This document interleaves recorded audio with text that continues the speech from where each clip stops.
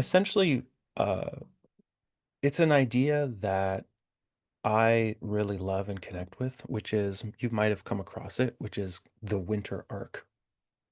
And the winter arc is this idea that you can look at the entire journey from now, if you're in the northern hemisphere, until sometimes in the memes out there, it's like until like January, but I think the winter is still going when we're in January. So I think of the winter arc as from now until like June.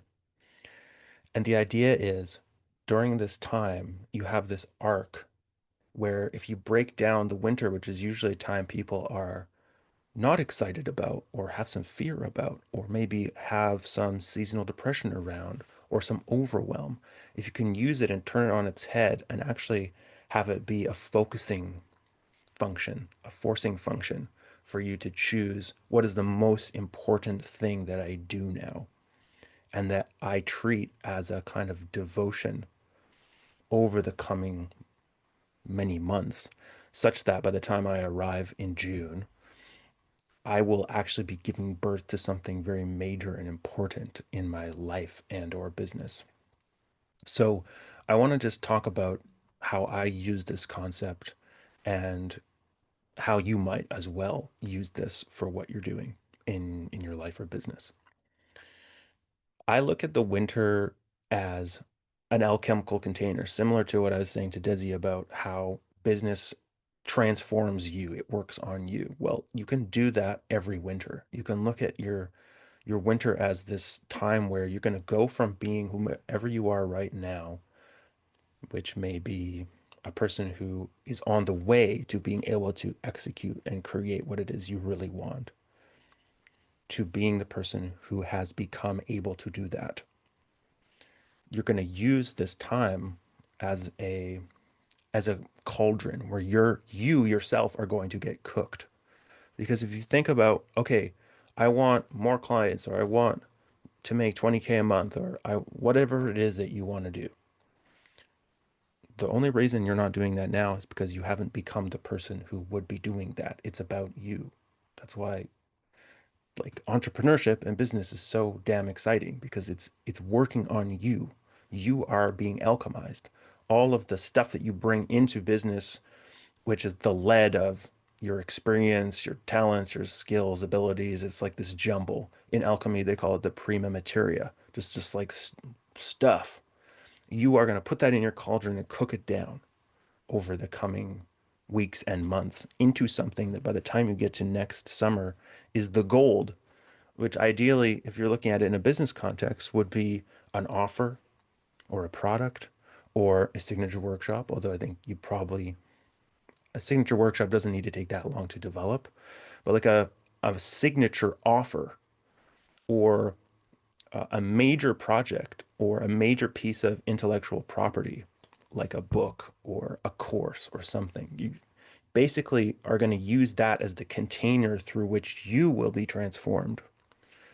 So that's what I like to do is see each winter as an opportunity for me to get to take whatever it is I've gathered from the previous season and cook it down into something that then I can offer. And in the past, I have done that with albums and books.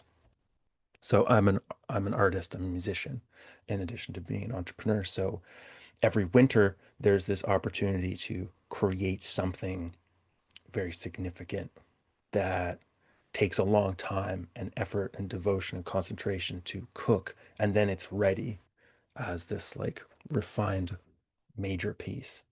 And if you think about if you're like, I don't know, I'm 35, so let's say I get to live another 50 years, like God willing.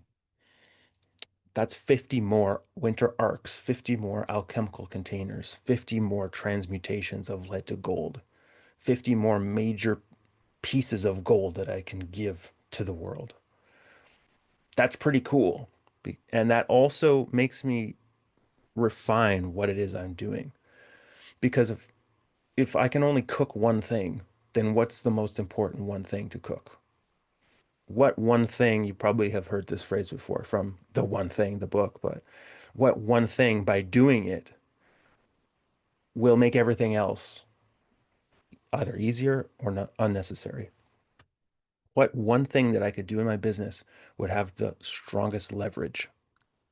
And you could also say what one thing in my life would have the strongest leverage. And that's why I say you should only pick one goal from your life or your business. So you would have a maximum of two goals, one in business, one in life, but ideally just one. Let's say, for example, your health is not in good order. Let's say that you are tired and lethargic and you are slightly overweight and you have not been training or going to the gym very much. Well, that is a liability to your business. So, and to your entire life. So that could be one of the things you pick. This winter, I'm going to focus on my health and I'm becoming more vibrant and focused in my energy. Cool. And so then what would that allow me to do otherwise? Perhaps you'd then have a business goal, right? So that's how I look at it.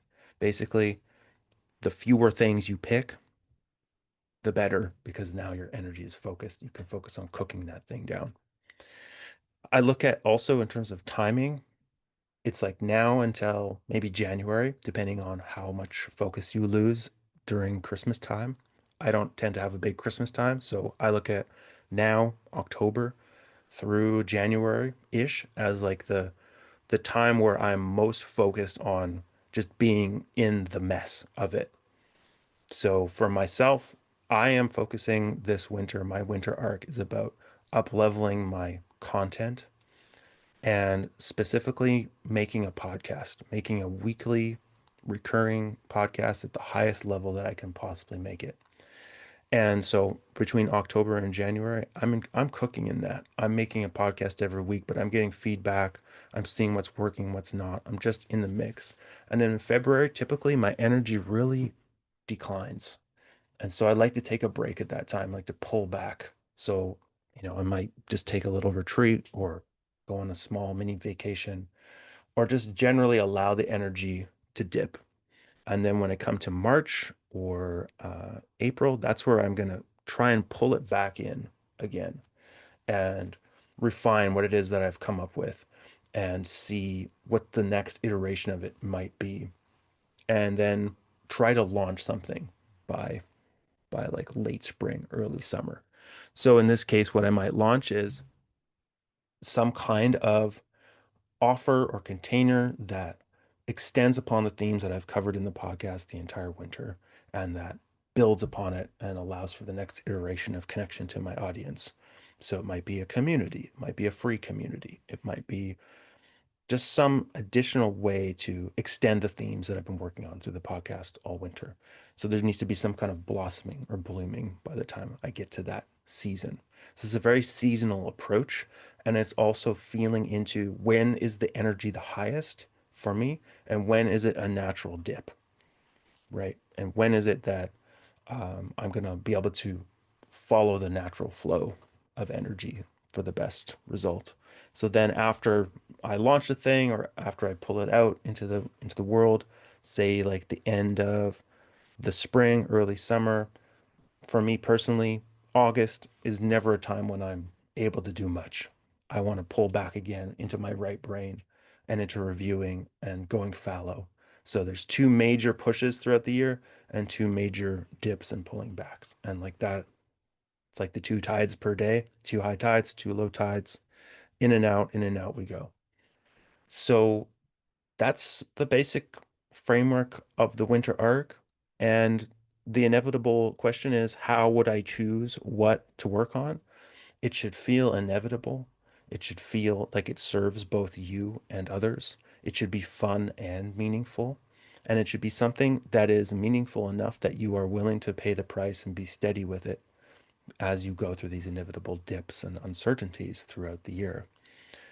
You want to be able to stay the course when it's boring. For myself, creating something, a pillar piece of content like a podcast that is absolutely at the highest level I can put forth, that makes a lot of sense for where I'm at in my business.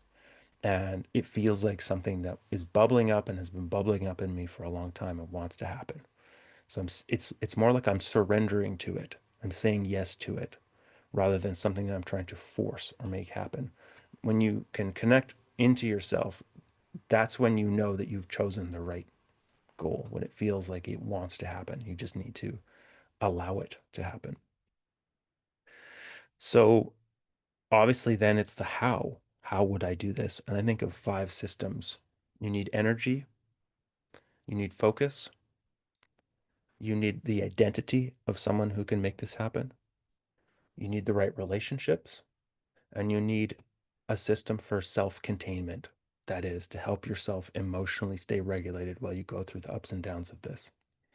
I'm not going to go too much into detail on this because I want to get back to you and see how this is landing and see if we can look at other things. But I have a longer article on my Substack about this. I'll drop the link in the chat, as well as a little PDF or Word document that you can use to plug all of this into. So basically like a implementation guide. So I'll put those things in specifically to help you think about the how. Because without energy, focus, the right identity, relationships, and the ability to contain yourself, you will just revert to old habits or old ways of looking at business or trying to do it all at once or diluting your energy, right? Which is why business really is this inner game. So, yeah, I want to hear about if there are any things that this makes you think around how you might plan your winter arc, or if you've thought of this before, or if it's confronting or challenging, if you see holes in it. But it's basically the winter is your opportunity to forge yourself into the person that you most want to be by choosing something very, very meaningful that moves the dial forward the most in your life and business. So that's the winter arc.